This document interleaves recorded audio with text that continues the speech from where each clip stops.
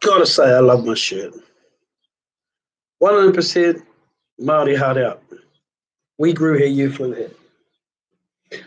Today's one's a little bit different because I haven't been online for a while. Um, I had, I suppose I had a relapse.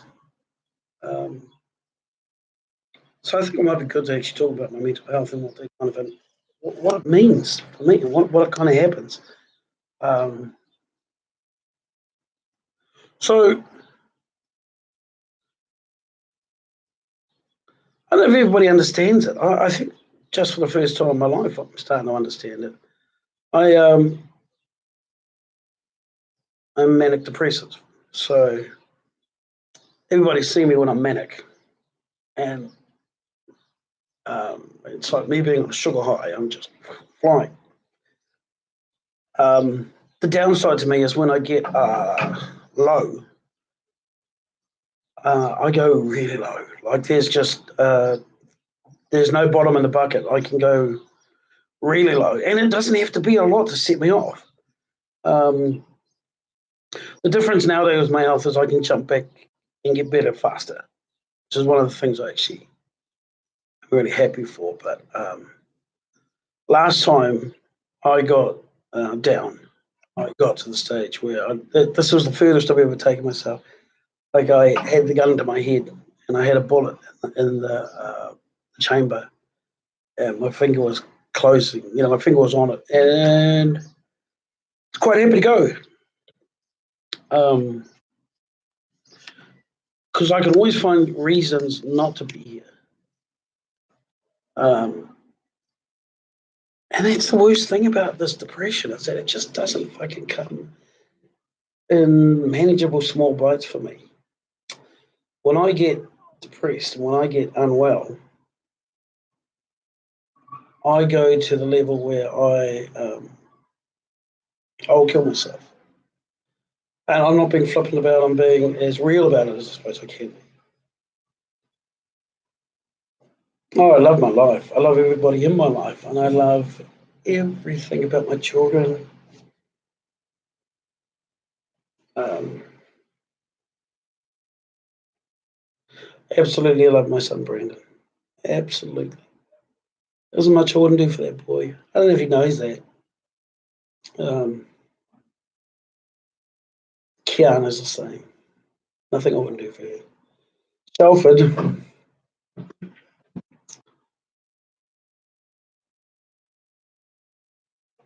is a different story. He's never really connected with anybody, any of us, me or Simon. But that being said, he's a different being.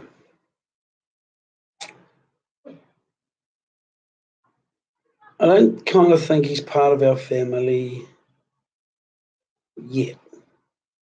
Because I'm not sure if Shelford wants to be here. Not what Shelford wants, but what Shelford wants isn't parents or family. He just wants permission and to do whatever he likes.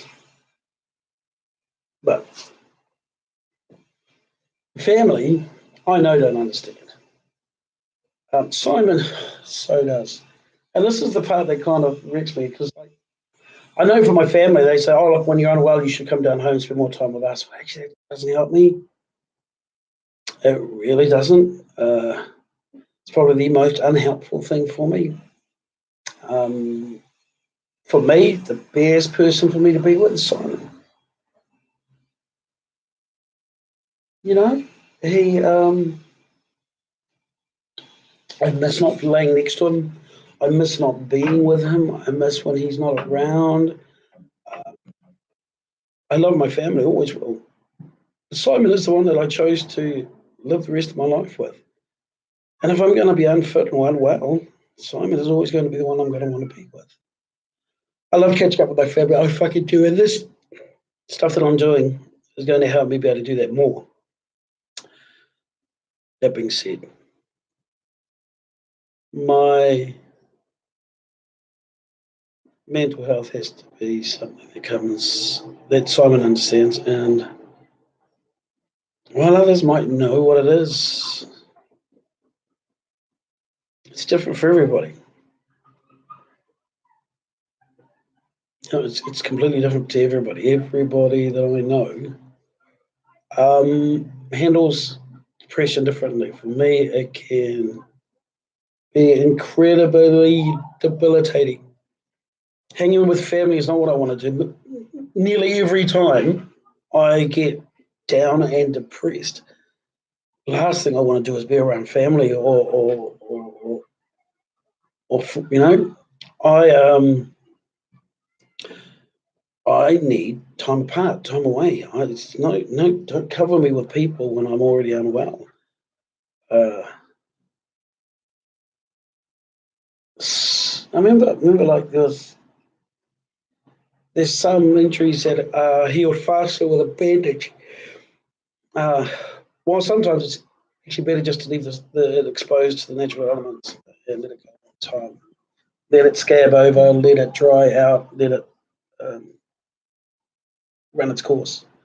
For me, that's what depression's like, or my depression is like. I need to let it run its course. Um, I need to let it play out. It doesn't take me long anymore. It used to take me months. It used to take me years, I used to think. Now, when I get unwell, 2, 3 days, maybe 4, 5. The last one, even as severe as it went, you know, it was surprising in the moments leading up to it how quiet everything went. Incredibly quiet, incredibly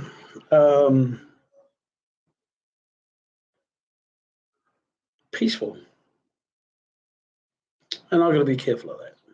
But my mental health is something that's always going to be a concern for me, um, because it's never. The thing that got me on the last one was that just straight out unnecessary. And he said some fucking cruel and hurtful shit that I can't forgive. And I won't forgive. I can forget. No, I can forgive him. I won't forget it. I won't do that.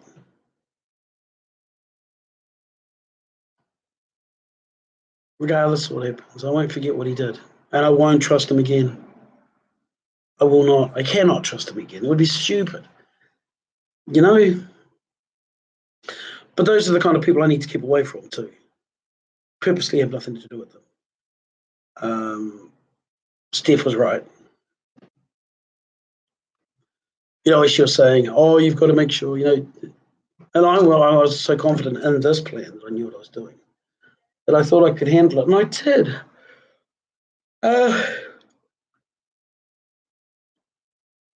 But if I don't take more care of myself, and that is about separating myself away from people that I can't work with or can't do stuff with, I think it'll be a lot better.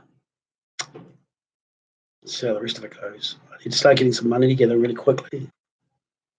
I need to do some things, but anyway, again, it was a bit all jumbled and all over the place. But I'll do some editing later and cut out some of the stuff. But needless to say, it's nice being well again.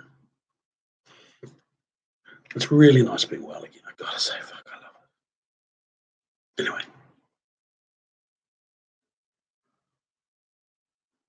talk to you soon.